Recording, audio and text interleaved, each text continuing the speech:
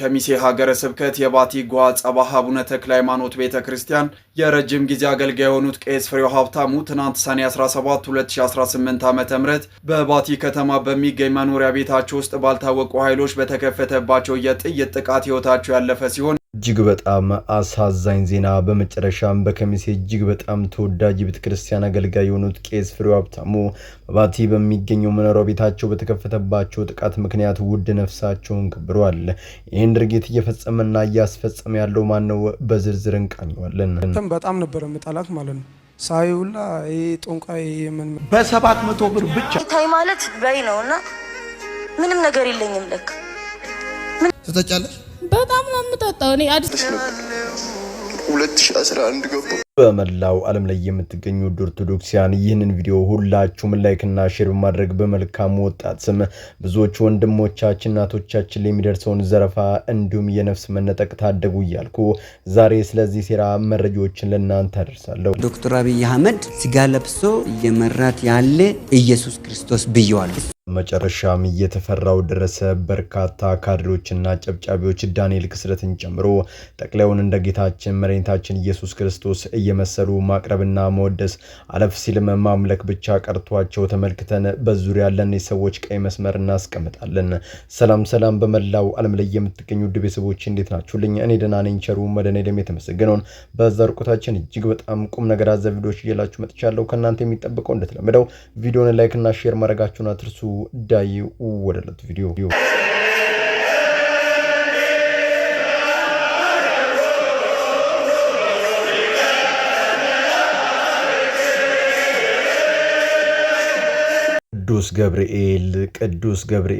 ቅዱስ ገብርኤል አባታችን ረዳታችን ድጋፋችን ሰላም ላንተ ይሁን እያለን ሰላምታችን ላንተ እናቀርባለን። ገናናው መልአክ ታዳጊው መልአክ አዛሪያን አናንያን ሚሳኤልን ከዚያ ከቶን ሰዓት እንዳወጣ ዛሬም ሀገራችን ቤተክርስቲያናችን ህዝባችን ከገባበት ምጥ አንተው ገላግለን ከሚመጣው ክፉ ነገር ሁሉ ታዳጊው ደጉ መልአክ አንተው ታደገን። ሁላችሁም ኦርቶዶክሲያን ቅዱስ ገብርኤል አንተው ታደገን እያላችሁ ኮሜንቱን አጥለቅልቁት። ጠላት ይቃጠላልና እንዲህ መጫወቻ ላይ ሰው ህይወት አድበስበስ ነው የተጀመረው እዚህ ሀገር ድብስብስብስ ንጹህ አርሶ አደር ምንም ማያውቅ ጉዳዩ የማይመለከተው እየተጨፈጨፈ እንዲህ የሚባል ነገር ትክክል አይደለም። አሳዛኝ ዜና ቄስ ፍሬው ሀብታሙ ባልታወቁ ኃይሎች በጥይት ተገደሉ። ወደ ተመልካቾቼ የባቲው ሰማዕት የቄስ ፍሬው ሀብታሙ ደም መሬት ጠብ ብሎ ዝም አይልም። የዚህ አባት ህልፈት የሚያሳየን አንድ ትልቅና መራራ ሐቅ አለ። ይኸውም በሀገራችን ኦርቶዶክሳዊነት እንደ ወንጀል ተቆጥሮ የጥፋት ዘመቻ በይፋ መታወጁ ነው። አንድ ካህን በእጁ የያዘው እንጨት መስቀልና የእግዚአብሔር ቃል ብቻ ሆኖ ሳለ እስከ መኖሪያ ቤቱ ሄዶ የጥይት ሩምታ መውረድ የጭካኔ ሁሉ ጥግ ነው። በአርሲያ ቤተክርስቲያናት ሲቃጠሉ ንጹሃን በማተባቸው ብቻ ታርደው ደማቸው ሲፈስ መንግስትን ዝምታን መርጧል። ነገር ግን ለምን ብለው ፍትህን የጠየቁት ልጆቻችን ግን አድኖ አስሯቸዋል። ለምን ማለት የተማረና ንቁ ማህበረሰብ መሰረታዊ ጥያቄ ነው። የዜጎችን ደህንነት መጠበቅና የህዝብን እንባ ማበስ የመንግስት ተቀዳሚ ዋነኛው ስራ ሆኖ ሳለ ስለ አርሲ ለምን ጮኻችሁ ብሎ ወጣቶችን ካሰረ መልክቱ አንድና አንድ ብቻ ነው። ከጀርባ ሌላ ትልቅ ችግርና ሴራም አለ። አጥፊው ሳይታሰር ጮት አሰሚው መታሰሩ አሳዳጁ አካል ከመዋቅሩ ጋር የተቆራኘ መሆኑን ቁልጭ አድርጎ ያሳየናል። በማይታወቅ ታጣቂ የሚለው የሚዲያዎች ዘገባ ህዝብን ለማደንዘዝ የሚሰራበት የፖለቲካ ማደንዘዣ መሆኑን ማንም አይስተውም። ይህንን መራር እውነት በመጽሐፍ ቅዱስ መነጽር ስንመዝነው በራእይ ዮሐንስ ምዕራፍ 6 ከቁጥር 9 እስከ 10 ያለውን ታላቅ ሰማያዊ ትዕይንት እናስተውላለን። ስለ እግዚአብሔር ቃልና ስለ ጠበቁት ምስክር የታረዱት የሰዎች ነፍሳት ከመሰዊያው በታች አየው። በታላቅ ድምጽም እየጮሁ ቅዱስና እውነት ጌታ ሆይ እስከ መቼ ድረስ አትፈርድም? በምድርም በሚኖሩት ላይ ደማችንን እስከ መቼ አትቀበልም አሉ። አዎ የቄስ ፍሬው ሀብታሙ የዝቋላ አባቶች የአርሲና የባሌ ሰማዕታት ደም ዛሬም በፈጣሪ ፊት እየጮኸ ነው። የሰው ልጅ መሳሪያ ቢይዝም መንግስታዊ መዋቅርም ቢቆጣጠርም የሰማዩ ዳኛ ግን አይተኛም አያንቀላፋም። መጽሐፍ ቅዱስ በመዝሙር 9 ከቁጥር 12 ላይ ደምን የሚሻ እርሱ አስቧቸዋልና የችግረኞችንም ጩኸት አልረሳም ይላል። ዛሬ ላይ ኦርቶዶክሳውያን ከዚህ ምድር ባለስልጣናት ምንም አይነት ፍትህ መጠበቅ አቁሟል። ምክንያቱም ምድራዊ ዳኛ ራሱ አሳዳጅ በሆነበት ዘመን እውነተኛውን ፍትህ፣ ጽድቅና ማጽናናት የሚሰጠው አንድ ልዑል እግዚአብሔር ብቻ መሆኑን በሚገባ ተገንዝበናል። በአጠቃላይ የቄስ ፍሬው ሀብታሙ ሰማዕትነት የኦርቶዶክስ ተዋሕዶ ቤተክርስቲያን መሰረቷ በደም የጸና መሆኑን ዳግም ያረጋገጠ ነው። አሳዳጆች ስጋን እንጂ ነፍስን፣ መንግስትን እንጂ እምነትን ሊገድሉ ከቶ አይችሉም። ዛሬም ቢሆን ከምድር ባለስልጣናት ፍትህን አንጠብቅም። ፍርዳችን ከሰማዩ ዙፋን ብቻ እንጠባበቃለን። ፈጣሪ የሰማዕታቱን አባታችን ነፍስ በአብርሃም እቅፍ ያኑርልን። ለአራቱ ልጆቻቸው ለመላው ቤተሰቡ መጽናናትን ይስጥልን። በ700 ብር ብቻ በቃ ለእኔ ታይ ማለት በይ ነውና ትጠጫለሽ። በጣም ነው የምጠጣው። እኔ አልኩት አንተም በጣም ነበር የምጠላክ ማለት ነው።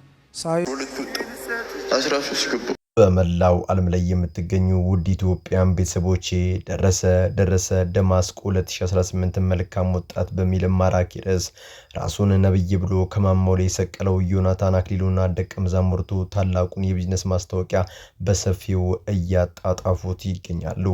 እጅግ በጣም የሚገርመው ታዲያ ከዚህ ቀደም ከአንደበቱ ለማጠፋው ለሚያንጓጥጣትና በትንቢቱ ላፈረሳት ቃል አውጥቻለሁ ላላት የኦርቶዶክስ ተዋሕዶ ቤተክርስቲያን ዛሬ የቢዝነሱ ማጣጣፊያ ጊዜው ሲደርስ መግለጫ ወጥቶ መልካም ወጣት የቆየው በኦርቶዶክስ እምነት ተከታዮች ድጋፍም ጭምር ነው ሲል በአደባባይ ጥሩምባውን መንፋቱ ነው።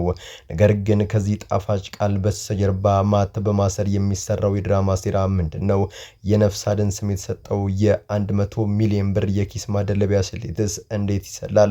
ዛሬ የዘመናችንን ነቢያት አካሄድ በመጽሐፍ ቅዱስ እውነት ጋር አጋጭተን ፊት ለፊት እንሞግተዋለን። ውድ ተመልካቾች ዛሬ የምናየው የመልካም ወጣት ዝግጅት ከነፍስ አድን አገልግሎት ይልቅ በስሜታዊነት የሚነዳውን ወጣት ኪስ የማራቆትና የሐሰት ምስክርነት የድራማ መድረክ ሆኖ እናገኘዋለን። የድራማው ሴራ ዘስቴጅድ ኮንቨርሴሽን በቪዲዮ መግቢያ ላይ እንዳሳየዋችሁ ዮናታን አስቀድሞ ከዚያው ከራሱ ከፕሮቴስታንት እምነት የተወጣጡ አባላቱን አዋቅሮ ለወራት የተጠና ስልጠናን ይሰጣቸዋል። በዚህም ኦርቶዶክሳዊ ሳይሆኑ ኦርቶዶክስ መስመል ባንገታቸው ላይ ማት በማሰር በኦርቶዶክስ ቤተ እምነት ኮብልለው ወደዛ እንደሄዱ ተደርጎ ታላቅ ድራማ ይሰራል። የምስኪኑን የኦርቶዶክስ ለመሳብ የተደረገ ርካሽ ጥረት ቢሆንም ዛሬ ግን ሴራው ሁሉ ታውቆበት በአደባባይ ተጋልጧል። የገንዘብ ስሌቱ እኔ የእግዚአብሔር ነብይ ነኝ ያለ ራሱን የሚጠራው የግለሰብ ለዚህ ፕሮግራም ዝግጅት ከእያንዳንዱ ወጣት 700 ብር ይለቅማል። ይህንን ሂሳብ ዝላይ በለመደው በ50 ሺህ ምስኪን ወጣት ስታባዙት በአንድ ጊዜ 35 ሚሊዮን ብር ይመጣል። ከዚያም በተጨማሪ ማስፋፊያ በሚል ከውጭ ከሎተሪያ ማህበራት 1000 ዩሮ ይመደብለታል። በአጠቃላይ በዚህ መልካም ወጣት ፕሮግራም ከ100 ሚሊዮን ብር በላይ ሰብስቦ የነቢያቱን ከርስ ይሞላል።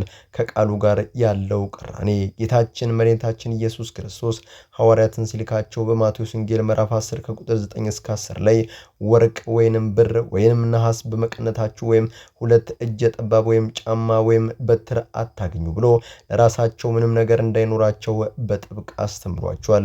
ዛሬ ዮናታንና መሰል ነቢያት ግን ከህዝብ በተዘረፈ ገንዘብ ውድ መኪና እየነዱ በቅንጦት ቤት ውስጥ እየተንፈላሰሱ የምድር ምቾትን እያጣጣሙ ይገኛሉ።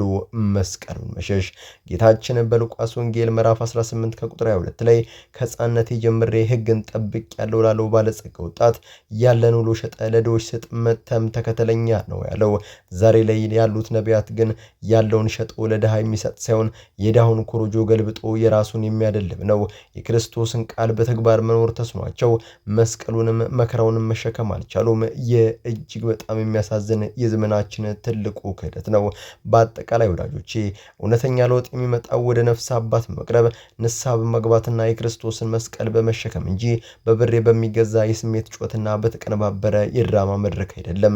የኦርቶዶክስ ወጣቶች ሆይ፣ የቻናል ቤተሰቦች ሆይ በዚህ የቢዝነስ ሴራ ውስጥ እንዳትገቡ፣ ጊዜያችሁንም እምነታችሁንም ገንዘባችሁንም እንዳትዘረፉ በጥብቅ አሳስባለሁ።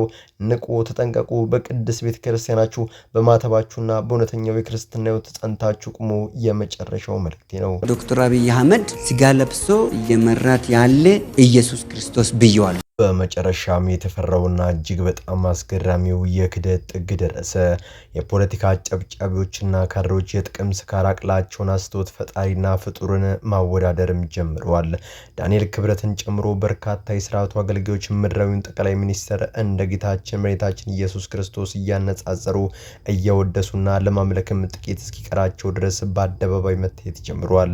የኃያላን አያሌው ነው ጌታችን የተራቡትን ሲያበላ የታረዙን ሲያለብስ ለፍጥረት ሁሉ ሲያዝን የዘመኑ መሪዎች ግን ከሰው ሕይወት ይልቅ የከተማ ማስዋብ በልጦባቸው በየአቅጣጫው ጦርነት ሲፋፋምና ቅዱስ ቃሉን የሚሰብኩ አባቶቻችንን በግፍ ሲገሉ ዝምታን መርጠዋል። ታዲያ እነዚህ ያልበሰሉ ካድሬዎች ለጥቂት የስልጣን ፍርፋሪ ሲሉ ምድራዊ ባለስልጣንን በፈጣሪ ቦታ ማስቀመጣቸው ምን የሚሉት እብደት ነው? አሁን የዚህን አስነዋሪ ውዳሴ መጋረጃ እንቀዳድደዋለን። ውድ ተመልካቾቼ በአሁኑ ጊዜ በፖለቲካ መድረክ የምናየው ከመጠን ያለፈ የውዳሴና የአምልኮ ባህል መላው አማኝን ህዝብ ክፉኛ ያሳዘነ ጉዳይ ነው። ካድሬዎችና ጨብጫቢዎች ፖለቲከኛ ለመወደስ ሲሉ የማይታለፈውን የሃይማኖት ቀይ መስመር እየረገጡ ይገኛሉ። በፈጣሪና በፍጡር መካከል ያለው ርቀት የሁሉ ጌታ የሆነው አምላካችን ወደዚህ ምድር የመጣው የሰው ልጅን ነፍስ ለማዳን የተራበውን ለመብላት የደከመውን ለማሳረፍ ነው። ፍቅሩ ድንበር የለውም። ዛሬ ጠቅለው ከእርሱ ጋር የሚያነጻጽሩት ካድሬዎች ግን መሬት ላይ ያለውን ደም አፍሳሽ እውነታ የዘነጉ ይመስላሉ። ጠቅላዩ በሚመሩት ሀገር ሰላም ጠፍቶ ጦርነት በየአቅጣጫው ተፋፍሟል። ክቡር የሆነው የሰው ልጅ ህይወት ረክሶ ከተማን ለማስዋብና ፓርክ ለመገንባት ቅድሚያ ተሰጥቷል። ታዲያ ያኬድ እንዴት ከፈጣሪ ርኅራኄ ጋር ይነጻጸራል? የሰማዕታት አባቶች ደም ጌታችን ቅዱሳንን ሲያከብር፣ የዘመኑ መሪዎች ስርዓት ግን የጌታ አገልጋዮች የሆኑትን የእምነት አባቶች ከነመስቀላቸው ህይወታቸው እንዲቀጠፍ አድርጓል። ህዝብ ሲያለቅስ፣ አባቶች ሲገደሉ ዞሮ የማይ ፖለቲካን ጌታችን እረኛውን መታችሁ በጎቹም ተበተኑ ካለው መለኮታዊ ፍቅር ጋር ማመሳሰል ታላቅ ስድብና ስላቅ ነው። የጥቅም ትስስሩ እነዚህ ያልዋቂና እንደወረዱ ያልበሰሉ ካድሬዎች ይህንን ሁሉ የሚያደርጉት ጥቂት ፍርፋሪ ስለሚጣልላቸውና የስልጣን ወንበራቸውን ለማስጠበቅ ብቻ ነው። ምናልባት ይህንን ሁሉ ምስጋና ውዳሴና አምልኮ ካለመኖር ወደ መኖር ላመጣቸው ጤና ሰጥቶ ላቁማቸው እውነተኛው ፈጣሪ ቢያደርጉት የት በደረሱ ነበር። መጽሐፍ ቅዱስ በሐዋርያት ሥራ ምዕራፍ 12 ከቁጥር 22 እስከ 23 ላይ ንጉሥ ሄሮድስ የሰዎችን ከመጠን ያለፈ ውዳሴ ተቀብሎ የእግዚአብሔርን ድምፅ ነው እንጂ የሰውን አይደለም በተባለ ጊዜ አምላክን ስላላከበረው ወዲያውኑ በእግዚአብሔር መልአክ እንደተመታ ይነግረናል። የፖለቲካ መሪዎችና ደጋፊዎቻቸው ይህንን የሰማይ ሕግ ሊፈሩ ይገባል። በመጨረሻም በአጠቃላይ መሪዎች በስራቸው ሊመዘኑና ለስህተታቸው ሊተቹ የሚገባቸው ኃላፊነት ያለባቸው ምድራዊ ሰዎች እንጂ ከፈጣሪ ጋር የሚነጻጸሩ አማልክት አይደሉም። ክብር ውዳሴና አምልኮ የሚገባው የፍጥረት ሁሉ ጌታ ለሆነው ለሰማዩ አባት ብቻ ነው። የካድሬዎች የስልጣን ስካርና ፍርፋሪ ፍለጋ ሃይማኖታችንና ፈጣሪያችንን ሊያሰድብ አይገባም። ውድ የቻናል ቤተሰቦች ካድሬዎችና የሥርዓቱ አጨብጫቢዎች ምድራዊ መሪን ከጌታችን ጋር ሲያነጻጽሩ ማቅረባቸውና የፖለቲካው የውዳሴ ባህል ሃይማኖታዊ ድንበር መጣሱ እንዴት አያችሁት? በዚህ ጉዳይ ሐሳባችሁን ኮሜንት ላይ ያስፍሩልኝ።